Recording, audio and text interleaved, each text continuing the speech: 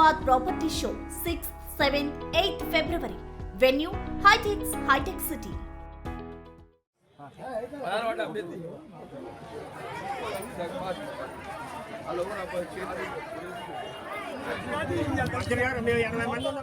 ఇక వాళ్ళు పోయినసారి అసెంబ్లీ ఓడిపోయిండ్రు, ఆ తర్వాత పార్లమెంట్ ఓడిపోయిండ్రు, ఆ తర్వాత ఎమ్మెల్సీ ఓడిపోయిండ్రు, ఆ తర్వాత సర్పంచ్లు ఓడిపోయిండ్రు, ఇప్పుడు మున్సిపాలిటీలు ఓడిపోతుండ్రు. తెలంగాణ రాష్ట్రంలో కాంగ్రెస్ పార్టీ క్లీన్ స్వీప్ చేయనుంది. 120 మున్సిపాలిటీలు, మున్సిపల్ కార్పొరేషన్లు ఎన్నికలకు పోతున్నాయి. కాంగ్రెస్ పార్టీ సుమారు 100% రిజల్ట్ క్లీన్ స్వీప్ చేసే దిశలో ప్రజల మూడట్లున్నది. ఒక పాజిటివ్ అట్మాస్ఫియర్ ఉంది. సరే, మీకు ఇంకో విషయం చెప్పాలంటే, మొత్తం తెలంగాణ రాష్ట్రం కొంత పట్టణీకరణ, అర్బనైజేషన్ ఎక్కువ మూవ్ అవుతుంది. ఒకనాడు గ్రామీణ ప్రాంతాల్లో అత్యధిక జనాభా ఉంటే ఇప్పుడు మెల్లమెల్లగా హైదరాబాద్ నగరానికి, పెద్ద నగరాలకి, జిల్లా కేంద్రాలకి, నియోజక కేంద్రాలకి ప్రజలు పాపులేషన్ షిఫ్ట్ అవుతుంది. ఇప్పుడు ఈ అర్బనైజేషన్ కింద సుమారు 40% జనాభా ఇంకొద్ది ఎక్కువనే అర్బన్ ఏరియాస్లో వచ్చేసింది.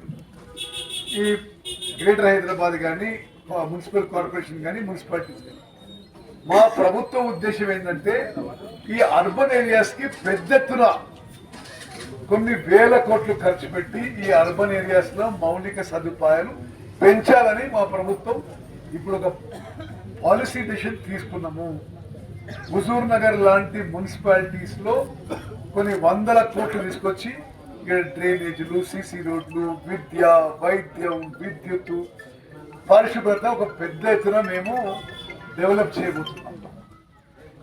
ఈ యొక్క అభివృద్ధి పదంలో మనందరం కలిసి నడుద్దామని మేము సిపిఐ, సిపిఎం మిత్రులను కూడా మరి హుజూర్ నగర్ మున్సిపాలిటీ వరకు కలిసి తీసుకుపోతున్నాము.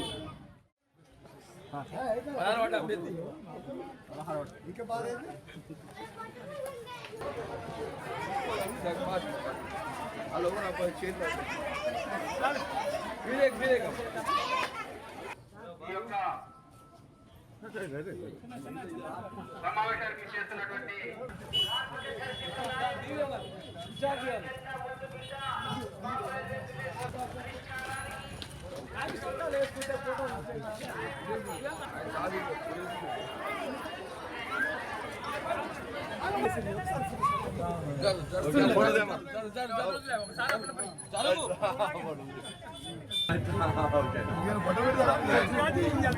మేము 80 మంది ఉన్నాం. మాకు ఆ సందు